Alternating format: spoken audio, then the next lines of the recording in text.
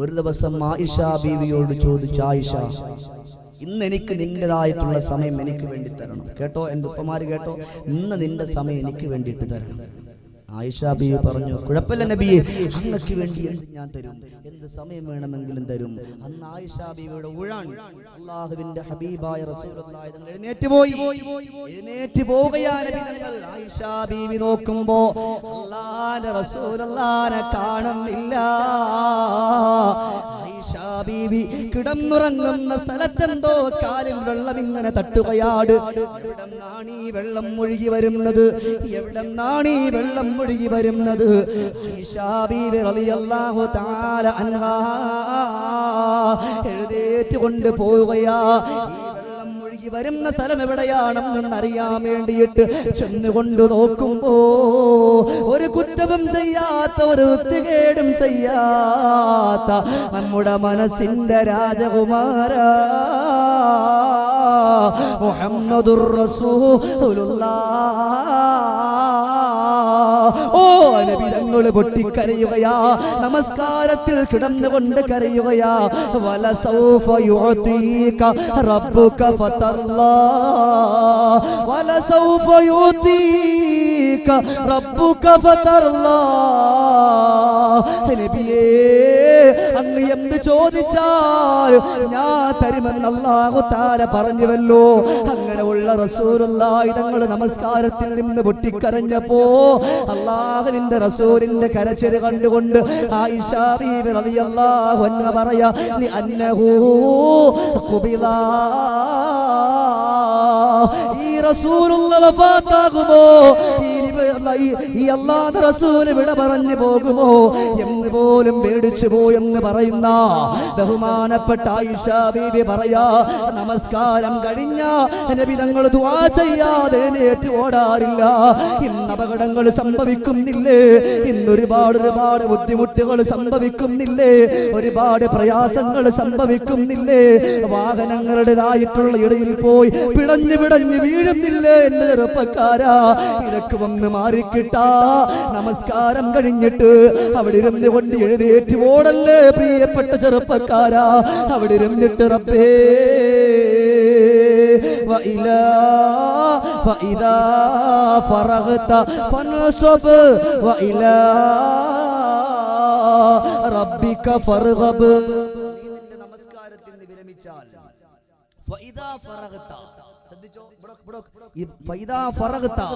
നീ നിന്റേതായിട്ടുള്ള നമസ്കാരത്തിൽ നിന്ന് വിരമിച്ചാൽ നീ ഒന്ന് ഉഷാറായിട്ടിരിക്കണം.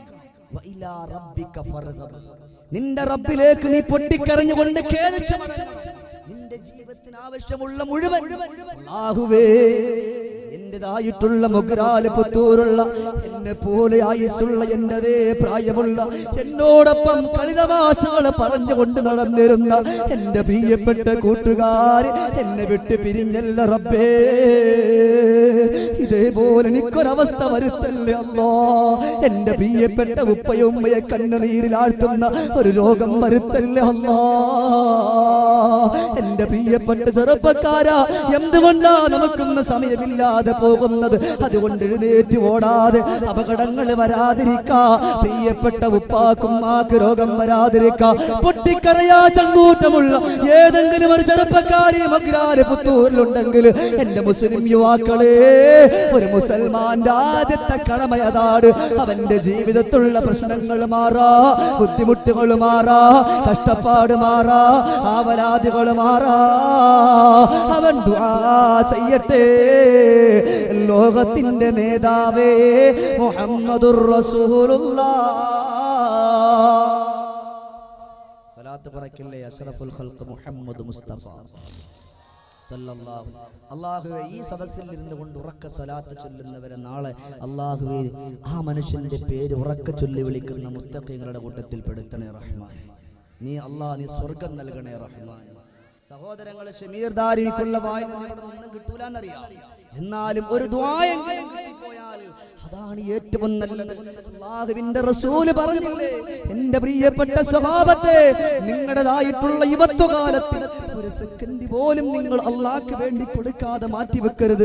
കാരണം റബ്ബിന്റെ അടുക്കലേക്ക് നിങ്ങൾ പോയി കഴിയുമ്പോ നിങ്ങളുടെ യുവത്വത്തെ കുറിച്ച് ചോദിക്കുമ്പോ ഒരു നീ യഥാർത്ഥമായിട്ട് മുസൽമാനാണെന്ന് പറയുന്നല്ലോ, പക്ഷേ മുസൽമാനാണ് എന്ന് പറഞ്ഞിട്ട് എന്ത് നിന്റെ റബ്ബിന് വേണ്ടി കൊടുത്തെന്ന് ചോദിക്കുമ്പോ ഒന്നുമില്ലാതെ കൈയും കെട്ടിയിട്ട് തലകുനിച്ച് നിൽക്കുന്ന ഒരാളുടെ കൂട്ടത്തിൽ എന്റെ പ്രിയപ്പെട്ട സ്വഹാബാക്കൾ പെട്ടുപോകാൻ പാടില്ല എന്ന് ലോകത്തിന്റെ നേതാവ് നബി സല്ലല്ലാഹു അലൈഹി വസല്ലമ തങ്ങൾ പറഞ്ഞുവെങ്കിൽ എന്റെ പ്രിയപ്പെട്ടവരെ അത് സ്വഹാബത്തിന് വേണ്ടി മാത്രമായിരുന്നില്ല. ഇന്നേവരേക്ക് എന്റെ മുമ്പിലിരിക്കുന്ന മൊഗ്രാല് പുത്തൂരുകാരും ഈ ലോകത്തിന് കടന്നു വരാനിരിക്കുന്ന ഇസ്രാഫീൽ അലൈഹിസ്സലാത്തു വസ്സലാം സൂറന്ന കാഹളത്തിലേക്ക് ഊതാനിരിക്കുന്ന ആ സമയം വരെ ഈ ലോകത്താരൊക്കെയാണോ കടന്നു വരിക, ആ കടന്നു വരുന്ന മുഴുവൻ അല്ലാഹുവിന്റെ റസൂല് പറയാ, സദാസമയത്ത് നിങ്ങൾ പൊട്ടിക്കരയണം, റബ്ബിനെ ഓർത്തുകൊണ്ട് കരയണം, അല്ലാഹുവിനെ ഓർത്തുകൊണ്ട് കരയണം. ഇന്നിപ്പോൾ എത്ര ആളുകൾ ഇന്നിപ്പോൾ കരയുന്നുണ്ട് അല്ലാഹുവിനെ ഓർത്തുകൊണ്ട്, ഹബീബായ നബി സല്ലല്ലാഹു അലൈഹി വസല്ലമ തങ്ങളെ ഓർത്തുകൊണ്ട് ഇന്നിപ്പോൾ എത്ര ആളുകൾ കരയുന്നു. അവിടുത്തെ ജീവിതമില്ലല്ലോ, അതുണ്ടാക്കിയെടുക്കണം. അതിനു വേണ്ടിയാണ് മുസൽമാന്റെ ജീവിതം എന്നുള്ള വിഷയം ഇവിടെ വെച്ചത്. അല്ലാഹുവിന്റെ റസൂലിന്റെ കൽപ്പനകൾ ഒന്നുപോലും വിട്ടുപോകാതെ മനസ്സിന്റെ മനോമുഖരത്തിൽ കൊണ്ടുവരണം, ഒന്നുപോലും വിട്ടുപോകാൻ പാടില്ല. നബി തങ്ങൾ എന്ത് പറഞ്ഞു നമ്മൾ ചെയ്യണം. കള്ള് കുടിക്കല്ലേ, പലിശ മേടിക്കല്ലേ, അല്ലാഹുവിന്റെ റസൂൽ പറഞ്ഞു. പക്ഷെ അപ്പൊ ഒരു ചോദ്യം, എന്താ ഉസ്താദ് ഇന്നപ്പോ കള്ള് കുടിക്കുന്നവൻ അല്ലാഹു തആല കൊടുക്കുന്നുണ്ട്, അല്ലാത്തവനും കൊടുക്കുന്നുണ്ട്. ഓക്കേ, കാര്യം ശരി തന്നെയാണ്. അതിനെന്താ? ബിസ്മില്ലാഹിർ റഹ്മാനിർ റഹീം. എന്താ ബിസ്മില്ലാഹിർ റഹ്മാനിർ റഹീം? ഇവിടെ ഒരുപാട് ഉസ്താദ്മാര് പറഞ്ഞിട്ടുള്ളത് ബിസ്മി മാത്രം. ഞാൻ ഒരു ദിവസം നിങ്ങളുടെ കാസർഗോഡ് ജില്ലയിൽ വാങ്ങാനുണ്ട് ബിസ്മി മാത്രം. എന്റെ പ്രിയമുള്ളവരെ, ഈ ബിസ്മി എന്നുകൊണ്ടുണ്ടോ ഇതിനകത്ത് ഒരുപാട് അർത്ഥമുണ്ട്. അള്ളാഹ്ക്ക് ഗുണം ചെയ്തവനും ഗുണം ചെയ്യാത്തവർക്കും അല്ലാഹു തആല നല്ല നല്ല ഉപകാരങ്ങൾ ചെയ്യുന്നില്ലേ? ഓരോരുത്തർക്കും ഇന്നിപ്പോ നമസ്കരിക്കാത്ത എത്ര ആളുകൾ നിങ്ങൾ കാണും? നിങ്ങൾക്ക് തന്നെയാണ് ഞാൻ ഇപ്പോ ചോദിക്കുന്നത്, എത്ര ആളുകൾ കാണും? ഇനി ഏവനായാലും ശരി, അവർക്ക് അല്ലാഹു തആല കൊടുക്കുന്നില്ലേ? എന്നിട്ട് പോലും നന്ദിയില്ലാത്തവനായി ഈ അല്ലാഹുവിന്റെ അണ്ടകടാകത്തിൽ അലോസരമായി ആർപ്പാടത്തിൽ പെട്ടുപോയ എന്റെ പ്രിയപ്പെട്ട ചെറുപ്പക്കാരാ, നിങ്ങൾ ശ്രദ്ധിക്കണം. എന്റെ പ്രിയപ്പെട്ട ഉപ്പമാര് മനസ്സിലാക്കണം, റബ്ബേ ഇനിയെങ്കിലും അല്ലാഹുവിന്റെ കൽപ്പന, അല്ലാഹുവിന്റെ ഹബീബിന്റെ കൽപ്പന അംഗീകരിക്കാൻ പോവാൻ ഞാൻ ഇനി അല്ലാഹുവിന്റെ കള്ളുകുടിയിലേക്ക് ഞാൻ ഇനി പോകില്ല. ഒരു മുസൽമാനെ സംബന്ധിച്ചിടത്തോളം കള്ളുകുടി ഹറാമാണല്ലോ, അല്ലാഹ് പോകാൻ പാടില്ല. എന്നാൽ ഉമർ ഇബ്നുൽ ഖത്താബ് റളിയല്ലാഹു തആല അൻഹുവിനെ പോലെയുള്ള ആളുകൾ കള്ളിന്റെ പാട്ടകൾ അടിച്ചുളച്ച് തച്ച് തകർത്ത് കടന്നിട്ടുള്ള ഒരുപാട് സംഭവം നമുക്കറിയാമല്ലോ. ആരാണ് ഉമർ ഇബ്നുൽ ഖത്താബ് തങ്ങൾ?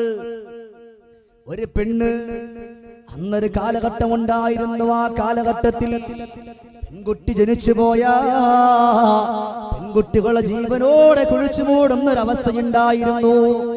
അങ്ങനെ ഒരവസ്ഥ കടന്നു വന്നപ്പോ എല്ലാ ആളുകളും പെൺകുട്ടികളെ കൊന്നുകളയുകയാണ്. ഏതെങ്കിലും ഒരു പെൺകുട്ടിയെ കൊല്ലാൻ കൊടുക്കാതിരുന്നാൽ ആ മനുഷ്യൻ ചെന്നുകൊണ്ട് ഉമർ ഇബ്നുൽ ഖത്താബ് തങ്ങളെ കൊണ്ടുവരും. ആ ഉമർ ഇബ്നുൽ ഖത്താബ് തങ്ങളെ കൊണ്ടുവരുമ്പോ ആ ഉമർ ഇബ്നുൽ ഖത്താബ് തങ്ങളെ കണ്ടാൽ ഒരു പെണ്ണിന്റെ നാക്കും പൊങ്ങൂല. ഈ പൊന്നുമോളെ ഞാൻ തരില്ലെന്ന് പറയൂല, എന്റെ പൊന്നുമോളെ വിട്ടുതരില്ലെന്ന് പറയൂല, എന്റെ പൊന്നുമോളെ കൊല്ലല്ലെന്ന് പറയൂല. തങ്ങളെ കണ്ടാൽ ഉടൻ തന്നെ മുഴുവനും കൊടുക്കും. ഇന്നാന്നും പറഞ്ഞ് പെട്ടെന്ന് കൊടുത്തിട്ട് ഓടി വിളിക്കുന്ന ഒരു പതിവ് അന്നത്തെ കാലഘട്ടത്തിലുണ്ടായിരുന്നു. ഉമർ ഇബ്നുൽ ഖത്താബ് തങ്ങളെ പേടിച്ചു പോയിട്ടുള്ള നൈൽ നദി പോലും അങ്ങനെയുള്ള യുവത്വത്തിന്റെ പ്രതീകമായിരുന്ന ഉമർ ഇബ്നുൽ ഖത്താബ് റളിയല്ലാഹു തആല അൻഹു കള്ള് കുടിച്ചുകൊണ്ട് ആ കാലഘട്ടത്തിൽ നബി തങ്ങളുടെ വാക്കിന് അംഗീകരിക്കാതെ അനുസരിക്കാതെ നടന്നു പോയാൽ ആദ്യം ഒരു താക്കീത് കൊടുക്കുമായിരുന്നു. ഇനി പാടില്ല, എന്റെ ഹബീബിന്റെ കൽപ്പന കള്ള് കുടിക്കരുത്. അൽഹംദുലില്ലാഹ് ഇന്നിപ്പോ നമ്മുടെ മുസ്ലിമുകൾ ഒന്നടങ്കം മാറിക്കൊണ്ടിരിക്കും. ഇന്നിപ്പോ കള്ള് കുടി ഇപ്പൊ കുറഞ്ഞിട്ടുണ്ടല്ലേ? അങ്ങനെ നമ്മുടെ ചിന്ത. ഇന്നിപ്പോ എന്താ, കള്ള് കുടിക്കലെന്നല്ല, ഹലാലായ കള്ള് മാത്രമേ കുടിക്കാൻ പാടുള്ളൂ എന്നായി.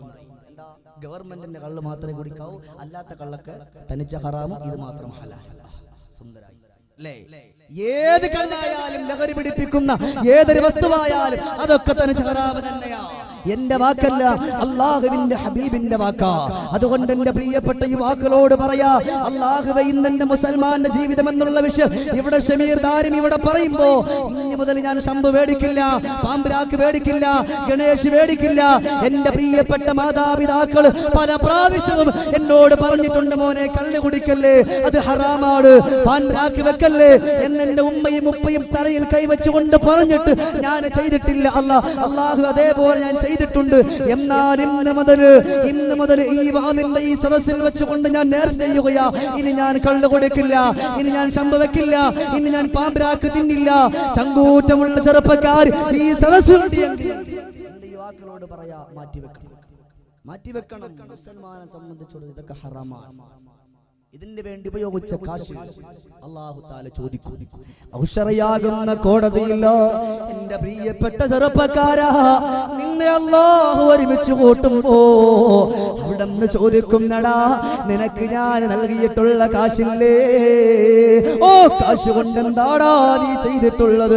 ആ സമയത്ത് ഒന്നും പറയാതിരിക്കാൻ പറ്റൂല, ഒന്നും പറയാതിരിക്കാൻ പറ്റൂല. നീ പറഞ്ഞില്ല എങ്കിലും എന്റെ പ്രിയപ്പെട്ടവരെ, നിന്നെ കൊണ്ട് കബറിലേക്ക് വെക്കുമ്പോ നിന്റെ എല്ലാ നന്മ തിന്മകളും എഴുതിയിട്ടുള്ള പേപ്പറില്ലേ നിന്റെ കഴുത്തിൽ കെട്ടി തൂക്കിയിട്ടിരിക്കുകയാ.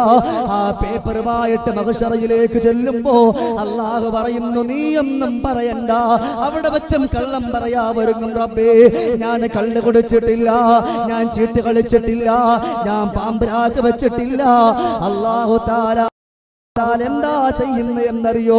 അൽയൗമ നഖ്തിമു അലാ അഫ്വാഹിഹിം വതുകല്ലിമുനാ ഐദീഹിം വതശ്ഹദു അർജുലുഹും ബിമാ കാനൂ യക്സിബൂൻ. കൈകാലുകളൊക്കെ അല്ലാഹു തആല സംസാരിപ്പിക്കാൻ വായ സീൽ വെക്കും. അങ്ങനെ കൈകാലുകൾ പറയും, ഈ അല്ലാഹുവേ ഞാനാണ് കാശ് കൊടുത്തിട്ടുള്ളത്, ഞാനാണ് കാശ് കൊടുത്തിട്ടുള്ളത് എന്നിങ്ങനെ കൈകാലുകളൊക്കെ ഇങ്ങനെ പറയും. ആ സമയത്ത് പിന്നെ ഒരു രക്ഷ ഉണ്ടാകൂല. അതുകൊണ്ട് എന്റെ യുവാക്കളോട് പറയാ, ഇവിടെ വെച്ചുകൊണ്ട് മാറ്റിക്കോ, യഥാർത്ഥമായിട്ടുള്ള ഒരു മുസൽമാനായിക്കോ. ഇന്നതാ ജാബിർ എന്ന് പേരിട്ടിട്ട് കാര്യമില്ല, ഖദീജ എന്ന് പേരിട്ടിട്ട് കാര്യമില്ല, സുബൈർ എന്ന് പേരിട്ടിട്ട് കാര്യമില്ല, മുഹമ്മദ് മുസ്തഫ എന്ന് പേരിട്ടത് കൊണ്ട് മാത്രം കാര്യമായില്ല. ഓ, മുഹമ്മദ് മുസ്തഫാന്റെ ജീവിതം എന്റെയും നിന്റെയും ജീവിതത്തിൽ ഉണ്ടോ എന്നൊരു മാറ്റത്തിരുത്തലുകൾ നമ്മൾ വരുത്തണ്ടേ ചെറുപ്പ